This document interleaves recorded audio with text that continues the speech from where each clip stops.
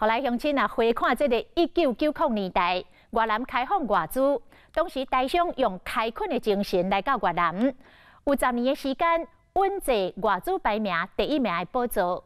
但是30年后的今仔日，台湾伫越南的投资已经互南韩、日本甲新加坡赶超过，红钱落到第4名。1万人以上的国际大厂一间一间来设立，更加爆发着欠工甚至抢工的现象。面对着大厂压境，投资的规模较细的台商，要安怎伫越南徛稳脚步呢？继续来看咱的记者伫乌志明市的追踪报道。Good morning, Vietnam！ 电影《早安越南》经典的剧情，透早6点节目开播。这个时间，套伫真实的越南，正是开始塞车的时阵。拍伫乌托邦唱花伫困的囡仔，坐伫后座拿食早餐的绝技，伫乌志明市逐工拢会出现。伫这人拢早起，因为短短1公里路，你可能要用20分钟才会到。到工业区路较宽，也要共款塞车，主角变成货柜车赶要送货。这是乌志明市活力的早起。车多人多，超过一半是为工业区来的员工。生产线大家排规排，越南劳力密集，人力成本较低，这是吸引外资设厂的重要因素之一。不过，2019年2月年过煞，真个工厂发现讲，这员工拢无想要回来上班啊。工人呢，挖角啊，你出300块美金，我就出400把你挖来嘛，对不对？你500，我就700把你挖来嘛。所以这种挖角的状况在这里现在也越来越多。那加上工人的选择多，工人薪资会快速的提高。台商的食品加工厂的门口挂出630万越南盾的找人的布条，比基本的薪资400万越南盾高出真济。不过，伫个300公尺外，一间韩国厂商挂出薪水700万越南盾，真讽刺。伫拥有9600万庞大人口的越南，欠工人、抢工人，已经威胁到设厂的资方。越南政府的一些做法，包括吸引外资的改善速度赶不上外资的涌进，所以有些外资慢慢开始外溢到越南周边，像柬埔寨，甚至于缅甸。越南薪水成本提高，陆续有外资转向找更较俗的劳工市场。不过薪水提高，换一个角度来看，可能是更较大的商机。越南现在2500。可是它的经济成长率每年是6.8%，那意思就是说，它大概在11到12年以复利的方式来计算的话，它的国民所得、人均所得会到5000块美金每人。那现在基本上2500块美金在越南，你可以看到现在是温饱，基本上这个大家吃饱穿饱，有的住是没有问题的。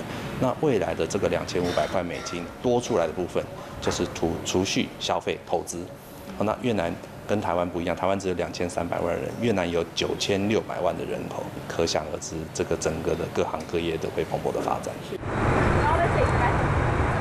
快速简单的答案，就是台商瞄准越南内需市场而设的。乌志明市本地有900万人口，加上外来人口超过1000万人口的庞大数量。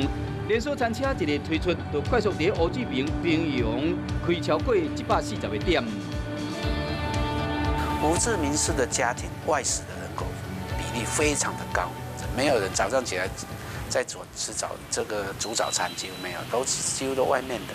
他的消费力起来了，需求在那边，当然我去做这个生意啊。柯玉林在越南经营25年，伊去观察越南人的食食习惯。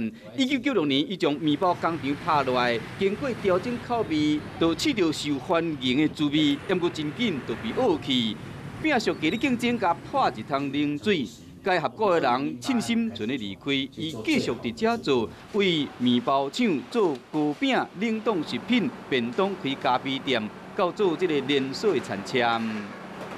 越南的发展模式有过去台湾的影，越南的风土民情嘛甲台湾真像。前后期的台商用台湾经验去越南占位，想要趁钱，不过失败的人犹原真多。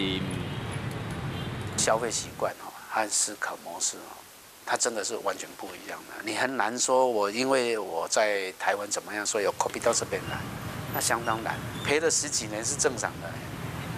但是我们就因为我们台湾都是比较中小企业，我们没有办法忍耐个10年，我看2年都受不了了，还忍耐10年，那就是问题啊。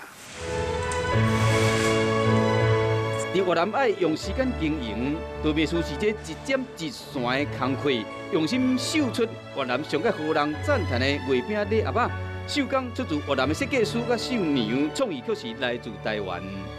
越南人看到会感动。我们到这里来，不是说只有说融入，而是我当然是台湾人啊，我有我的台湾文化的底蕴嘛，我还是可以去欣赏你的越南文化有什么。用台湾的底子结合当地文化，打动在地人。伫越南做食品，无因为俗就降低标准；伫越南起厝，无因为薄利就牺牲立地。到越南，唔是为着要剥下俗的劳工，唔是为着要夺取价格土地。